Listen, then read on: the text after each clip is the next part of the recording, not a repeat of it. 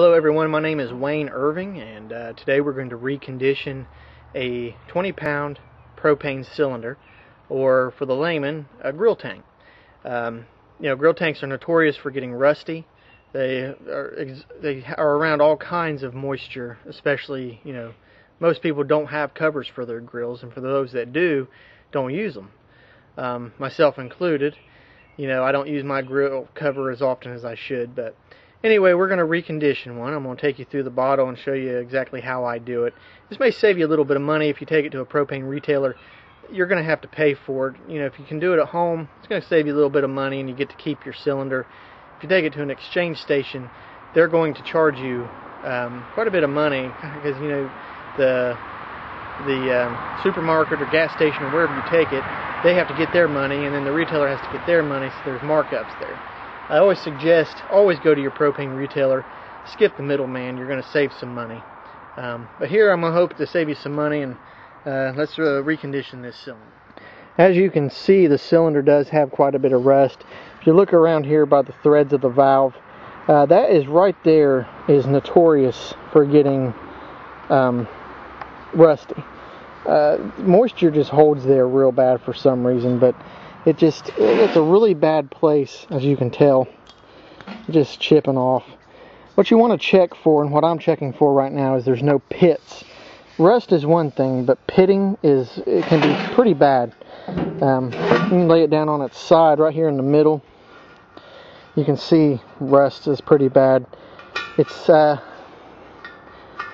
pitted a little bit, but it's nothing major. If you have any doubts, take it to your propane retailer. Most of them have a pit gauge they can put on it. Okay, look here around the foot collar, or the foot ring.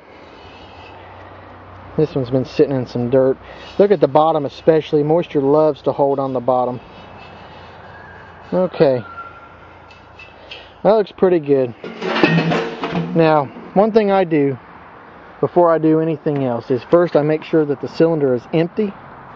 Make sure, you're not going to get it completely empty, but make sure there's no liquid propane in it.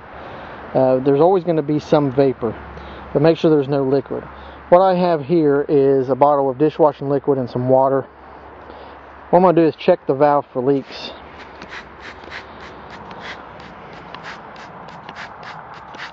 If the valve's leaking, we're not going to continue. If the valve's leaking, you're really just wasting money if you're going to go put propane in it.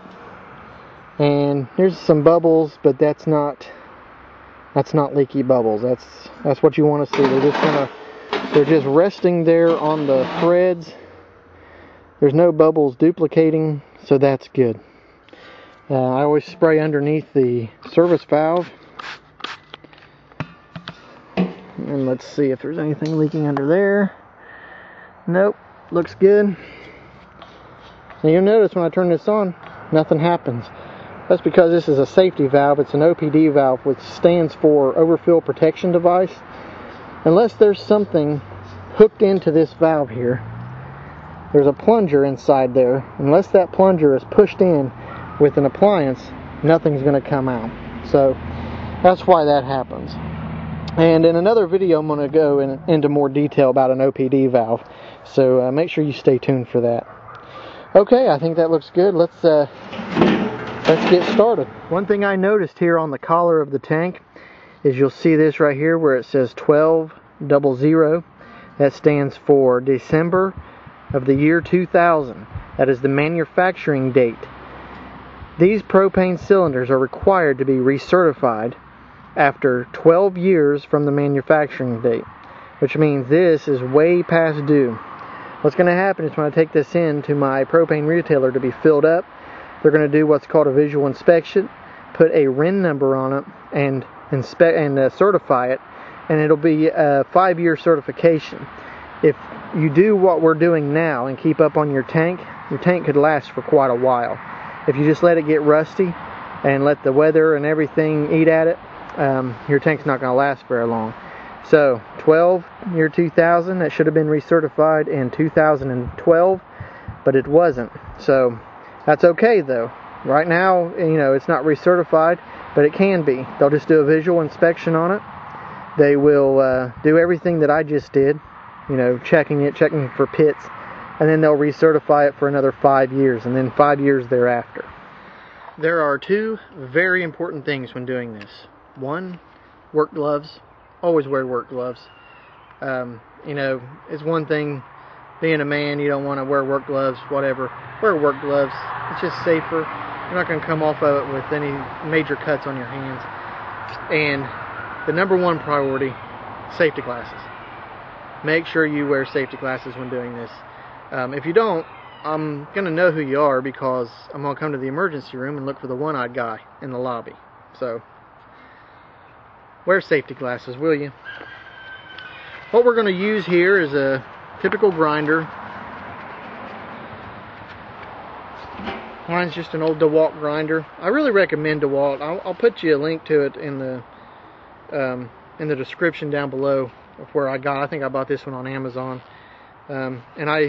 You want to get the twisted, or what's called braided, cup wheel. Right there. I'll put a link to that as well. That's perfect, not just for these cylinders. Any kind of metal work that you do when you're trying to scuff something up, that works really well, because it doesn't really dig into it like the other ones were. It actually helps to get the rust off better. If you have the stranded that's not twisted, they don't really do much, because, you know, these are stronger. So that's just what I use. I recommend it. I'll put a link down, like I said.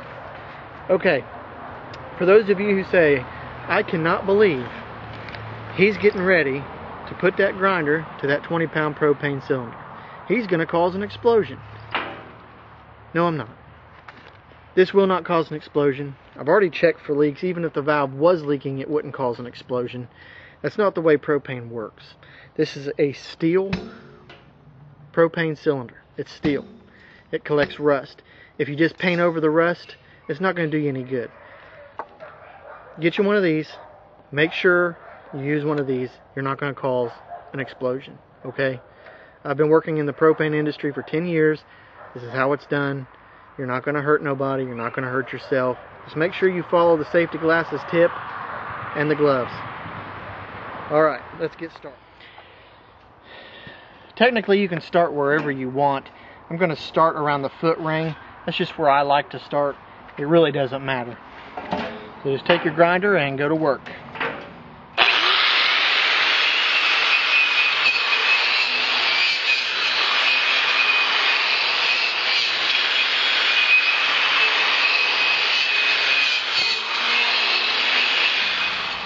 You can see right there, it's gotten a lot of the old paint off.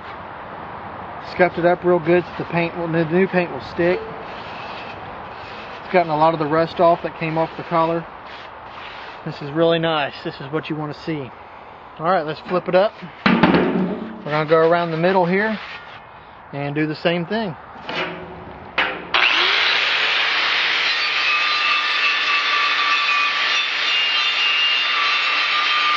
So far so good. That's exactly what you want to see.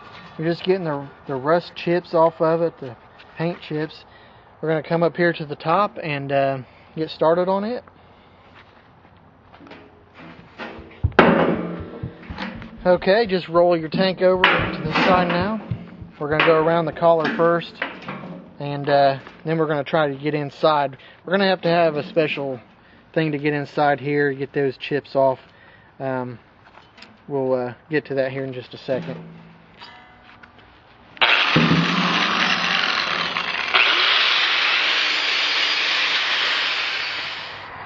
To get the rust around the valve, what I normally do is use a screwdriver, or you can buy one of those little wire brushes that fit in there. A screwdriver is a little bit more sturdy, and it gets under there better, and it flakes it off better.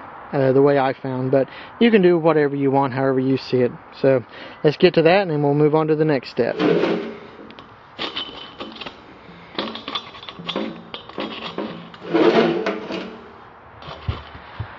I am using the Krylon Super Max white spray paint. This is really good for metal. It's very good at protecting rust.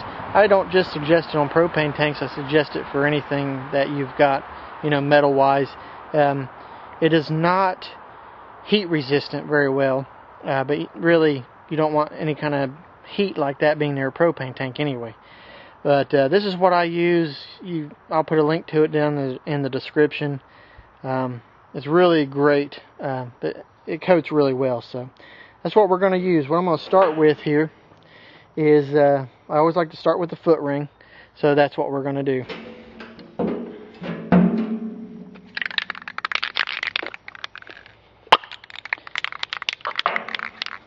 You always want to take and do light collars. I'm doing white. Light collars are best for propane. Propane expands in the heat. They only fill these up to 80% capacity. That's what the OPD valve is for, so that they don't overfill them. Just by chance, if your OPD valve is not working, then you will need to make sure, for one, if you know about it, you need to get it fixed, because that can be dangerous. But for two, you want to use light collars. Light does not attract the heat very well, so that'll help. If you painted this black, that'd be a very bad idea. If you see a black propane cylinder, stay away from it. Those are bad. That's bad, especially in the heat. In the winter, it wouldn't matter so much, but in the summer, you definitely don't want black propane tank. But okay, let's get started with this.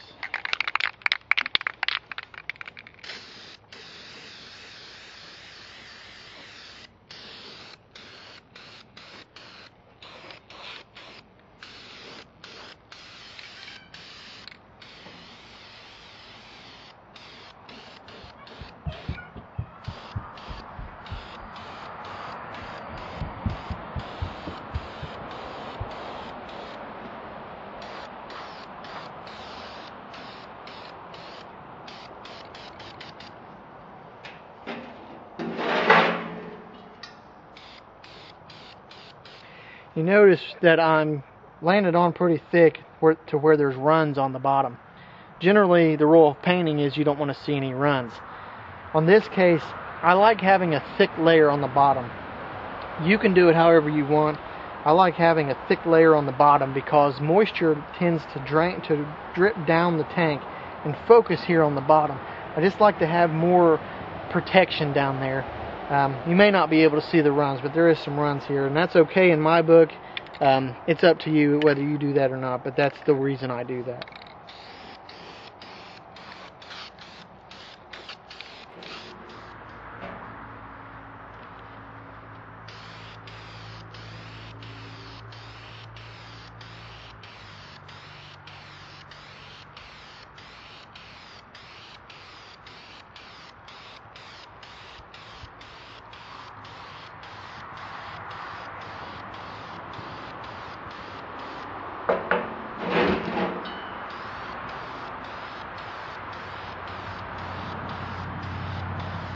And there you have it, perfectly reconditioned propane cylinder for your grill. Like I said, I'm going to take it into my propane retailer, which I happen to work for. They're going to recertify it for me, fill it up. It's going to cost me a lot less money, and then I'm going to be able to grill it up for 4th of July weekend coming up. So I hope this helped in any way. Thanks for watching, and I'll see you next time.